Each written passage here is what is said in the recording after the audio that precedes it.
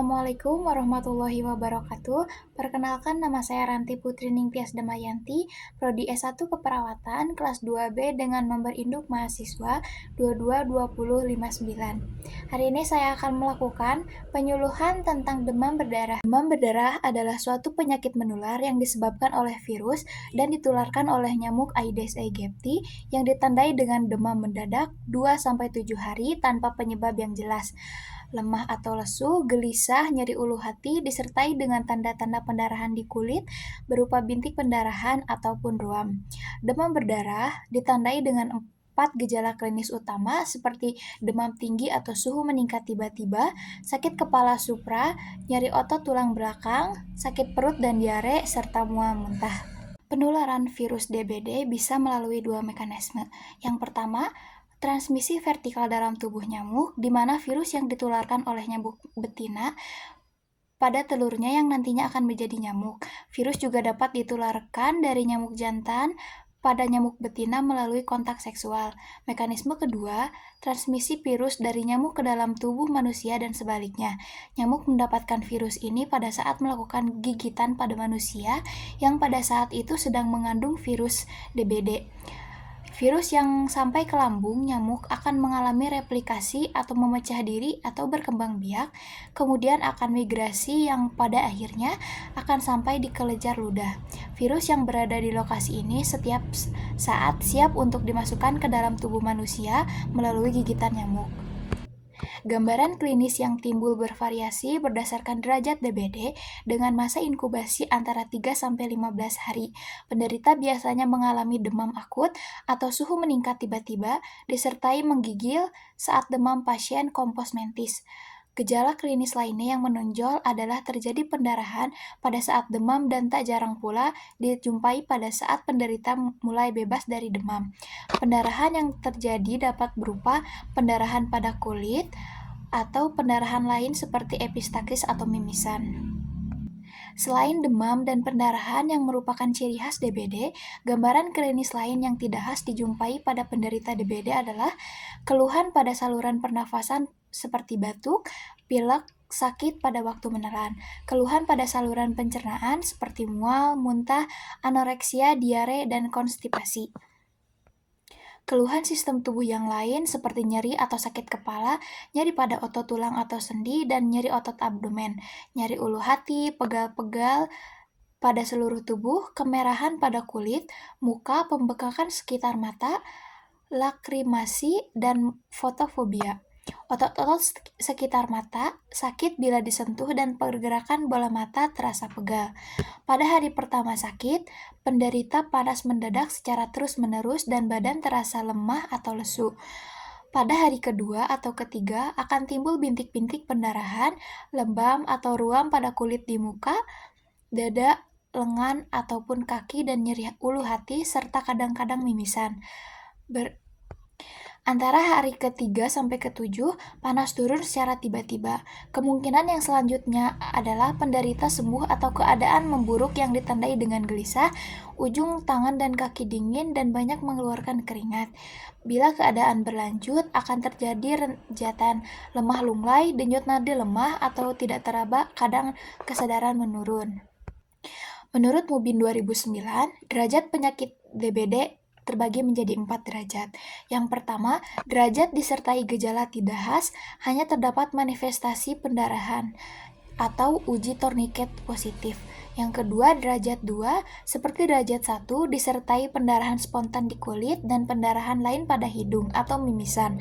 Derajat ketiga, ditemukan kegagalan sirkulasi dengan adanya nadi cepat dan lemah, tekanan nadi menurun kurang dari 20 mmHg, hipotensi serta disertai kulit dingin dan lembab serta gelisah. Derajat keempat, renjatan berat dengan nadi tidak teraba dan tekanan darah yang tidak dapat diukur, akral dingin, dan akan mengalami syok.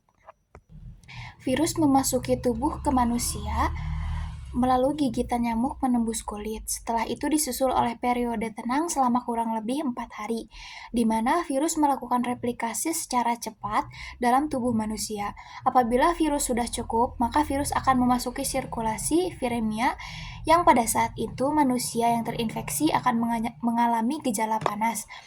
Dengan adanya virus dengue dalam tubuh manusia, maka tubuh akan memberi reaksi. Bentuk reaksi tubuh terhadap virus ini antara manusia yang satu dengan yang lain dapat berbeda, di mana perbedaan reaksi antara manifestasikan perbedaan penampilan gejala klinis dan perjalanan penyakitnya.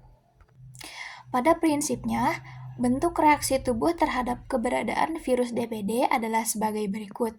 Yang pertama, bentuk reaksi pertama mengendapkan bentuk netralisasi virus pada pembuluh darah kecil berupa gejala ruang atau rash. Kedua, bentuk reaksi kedua terjadi gangguan fungsi pembekuan darah sebagai akibat dari penurunan jumlah darah dan kualitas komponen-komponen pembuluh darah yang menimbulkan manifestasi pendarahan. Yang ketiga, terjadi kebocoran pada pembuluh darah yang mengakibatkan keluarnya komponen plasma atau cairan darah dari dalam pembuluh darah menuju rongga perut berupa gejala asid tes dan rongga selaput paru berupa gejala efusi pleura. Apabila tubuh manusia hanya memberi reaksi bentuk 1 dan 2 saja, maka orang tersebut akan menderita demam berdarah. Sedangkan apabila ketiga bentuk reaksi terjadi, maka orang tersebut akan mengalami demam berdarah dengue. Penanganan demam berdarah yaitu segera bawa ke dokter jika anak Anda mengalami beberapa gejala di atas. Dokter akan melakukan pemeriksaan darah untuk memastikan diagnosis. Meski tidak ada penanganan khusus untuk DBD, namun ada beberapa hal yang dapat dilakukan mengurangi tingkat keparahan gejala dan membantu kekebalan tubuh akan melewati virus ini. Yang pertama, pastikan dia mengonsumsi paracetamol jika diresepkan dokter untuk menurunkan demam. Dapat dibantu dengan meletakkan kompres pada dahi. Yang kedua, pastikan anak mendapat cukup istirahat. Yang ketiga, berikan banyak cairan pada anak untuk mencegah dehidrasi.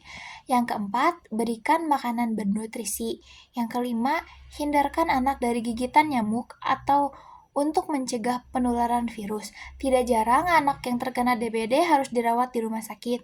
Sebagai langkah menggantikan cairan yang hilang karena diare, muntah, atau kehilangan nafsu makan, dokter akan memberikan cairan melalui infus. Pada kasus anak yang kehilangan banyak darah, perlu dilakukan transportasi darah. Pencegahan guna mencegah terjadinya DBD, yang pertama lakukan 4M plus untuk melakukan pencegahan. M yang pertama, menguras wadah air seperti bak mandi agar telur dan jentik nyamuk mati. Yang kedua, menutup rapat semua wadah air agar nyamuk Aedes tidak dapat masuk dan bertelur.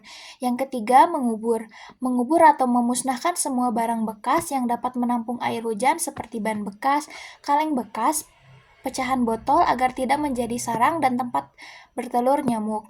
Yang keempat, memantau semua wadah air yang dapat menjadi tempat nyamuk Aedes berkembang harus kita pantau agar tidak terjadi perkembangbiakan yang lebih banyak. Pemeriksaan pada DBD, yang pertama pemeriksaan laboratorium.